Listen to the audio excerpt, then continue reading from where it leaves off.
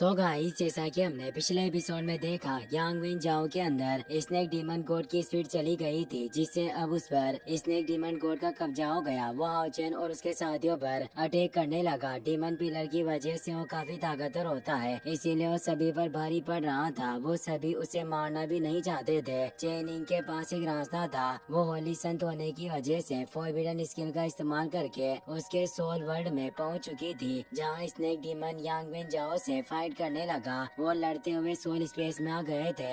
यांग when जाओ उस snake demon के सामने कमजोर था, जिससे वो घायल होकर नीचे गिर गया था। फिर अब हम देखते हैं कि यांग वेन जाओ हिम्मत नहीं हारता और अपनी स्वॉर्ड पकड़कर वापस खड़ा होने लगता है। स्नेक डीमन उससे पूछता है कि तुम मुझे उस चेनिंग को मारने क्यों नहीं दे रहे हो। यांग वेन जाओ से कहता है कि मैंने चेनिंग से वादा किया था कि मैं उसे कभी भी चोट पहुंचने नहीं दूंगा। स्नेक डीमन मुस्कुराने लगता है और कहता है कि क्या तुम मुझे रोकोगे? अगर तुम खुद ही मरना चाहते हो तो पहले मैं तुम्हें मारूंगा। और वो पीछे से उसके सीने में शॉट घोंप देता है। वो बहुत बुरी तरीके से घायल हो जाता है। स्नेक डीमन उसे कहता है कि अपनी आत्मा को पूरी तरीके से मुझे दे दो, जिससे हम तुरंत एक सुप्रीम लेवल के डीमन कोड बन जाएंगे। यांग वेन जाओ उस पर अटैक करने लगता है, पर वो उसकी शॉट को दूर फेंक देता है और उसकी गर्दन पकड़कर कहता है कि तुम्हें आखिर किसका इंतजार है, जो तुम अभी भी मेरा विरोध कर रहे हो। यांग वेन जाओ कहता है कि मैं तुम्हें सपनों में भी कभी भी चेनिंग को नुकसान पहुंचाने नहीं दूंगा। स्नेक डीमन गुस्से में उसे नीचे पटकता है और उसकी चेस्ट पर जोरदार वार करता है, जिससे वो बहुत ही बुरी तरीके से घायल हो जाता है। यांग वेन जाओ फिर भी हार नहीं मानता और कहता है कि भले तुम मुझे 100 बार भी क्यों ना मार लो, मेरा जवाब कभी नहीं बदलेगा।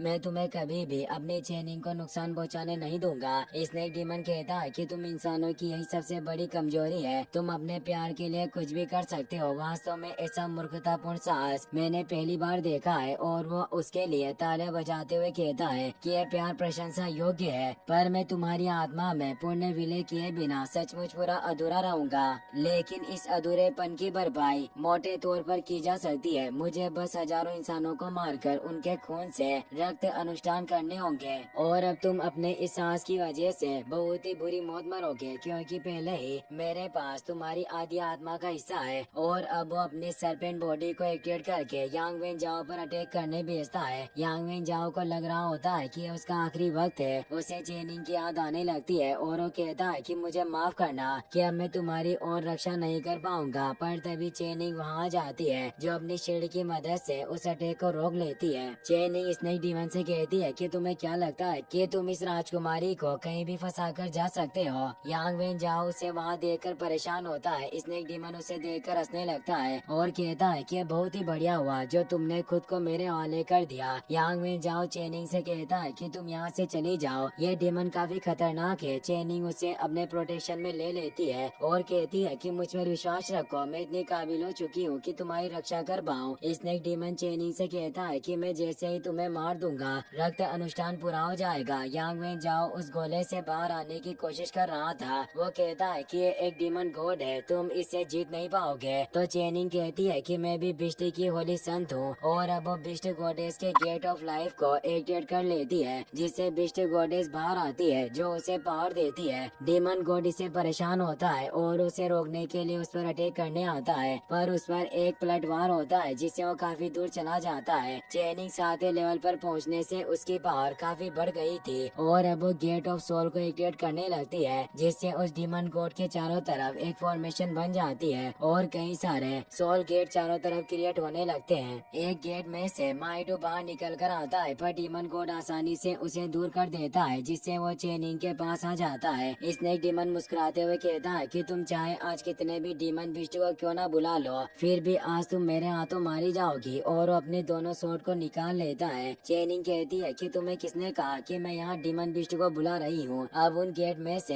हाओ चेन, शेनिन और उसके सभी दोस्त बाहर निकल कर आने लगते हैं। चेनिंग कहती है कि मेरा सोल गेट मेरे साथियों से कनेक्टेड है, इसीलिए मैंने अपनी टीम को यहाँ बुलाया है। हाओ चेन और बाकी सभी लड़ने के लिए तैयार होते हैं। लेन सोल वर्ल्ड को देखकर हैरान होता है। हाओ चेन सभी से कहता है कि स्नेक डीमन गॉड और यांग वेन जाओ की स्पीड अब अलग हो चुकी है, इसीलिए इस स्नेक डीमन गॉड को मारने से यांग वेन जाओ की बॉडी पर कोई असर नहीं पड़ेगा, इसीलिए वक्त ही इसे खत्म करने के लिए उपयुक्त है। और वो अपने अटैक से उस स्नेक डीमन गॉड की स्वॉर्ड को तोड़ देता है। अब सभी मिलकर उस पर अटैक करने लग जाते हैं। और उसे पीटने लगते हैं। वो उन सभी का सामना नहीं कर पा रहा होता। वो सभी अब एक साथ उस पर अटैक करते हैं। स्नेक डीमन को बचाने का कोई मौका नहीं मिलता और यांग वेन जाओ की बॉडी से उसे पूरी तरीके से खत्म कर देते हैं, जिससे वो सभी अब बाहर आ जाते हैं और यांग वेन जाओ कमजोर होने की वजह से बेहोश हो जाता है। अब हम यांग वेन जाओ के स्वॉर्ड वर्ल्ड का सीन देखते हैं, जहाँ चेनिंग उसे उठाने की कोशिश कर रही होती है। यांग वेन जाओ अपनी आंखें खोल लेता है। वो चेनिंग को देखकर काफी खुश होता है। वो उससे पूछता है कि चेनिंग, क्या तुम्हें कोई चोट लगी है? चेनिंग उसे कहती है कि तुम मेरी चिंता मत करो,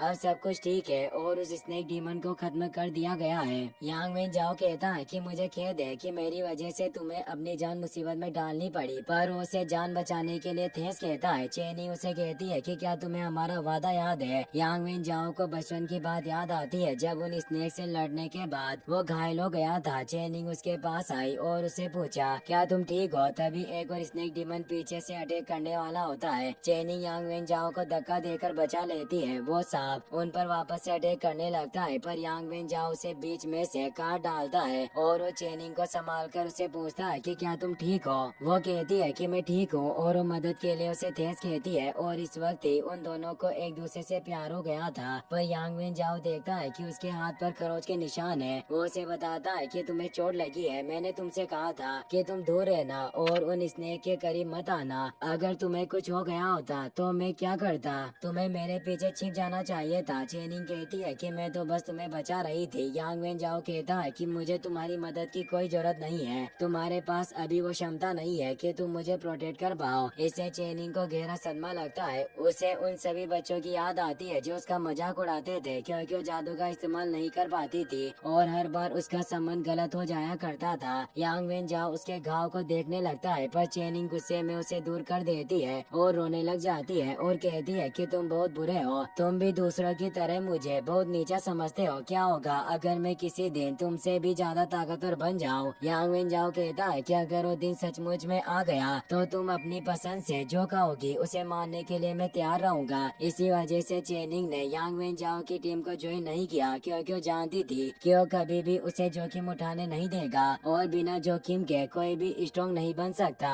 चेनिंग यांग वेन जाओ से कहती है कि अब मैं तुमसे ज्यादा ताकतवर हूँ, इसीलिए तुम्हें मेरी एक बात माननी होगी। यांग वेन जाओ कहता है कि तुम आखिर मुझसे क्या चाहती हो? चेनिंग कहती है कि अब मैं तुमसे बेहतर हूँ, इसीलिए तुम्हें मुझे बिग ब्रदर कहकर बुलाना होगा, पर वो ये कहने के लिए साफ इनकार कर देता है और बताता है कि मैं तुम्हें ये कभी नहीं कहूँगा। चेनिंग कहती है कि क्या तुम एक नाइट के रूप से अपना वादा तोड़ना चाहते हो? यांग वेन जाओ के पास कोई रास्ता नहीं होता और वो उसे बिग ब्रदर चेनिंग कहकर बुलाता है, जिससे चेनिंग हंसने लग जाता है और अब दोनों बातें करने लगते हैं। अब वो अपने पास मौजूद पेंडेंट को बाहर निकालता है और उसे कहता है कि ये मैं तुम्हारे लिए लेकर आया था, मैं इसे कब से तुम्हें देना चाहता था। चेनिंग शर्मा जाती है। यांग वेन जाओ अब खुद अपने हाथों से उसे वो पेंडेंट पहना देता है। चेनिंग काफी खुश होती है। यांग वेन जाओ से कहता है कि अब मैं हमेशा तुम्हारे साथ रहूंगा। वो दोनों खुशी से एक दूसरे को हक कर लेते हैं, पर असली दुनिया में वो दोनों बेहोश पड़े हुए होते हैं। सभी परेशान होते हैं तो आओजन बताता है कि अब इनकी स्पिरिचुअल पावर खत्म हो गई, जिससे ये अस्थायी रूप से बेहोश है। अब हमारे पास कोई गंभीर समस्या नहीं है। तभी वहाँ एक तेज एनर्जी होती है और उन पर काफी स्ट्रॉन्ग दबाव पड़ने लग जाता है, जो 25 डीमन पिलर के गॉड का प्रेशर होता है। वो उनसे कहता है कि तुमने उस यांग वेन जाओ को बचा लिया। मैं एक इंसान को डीमन कोड बनाना चाहता था,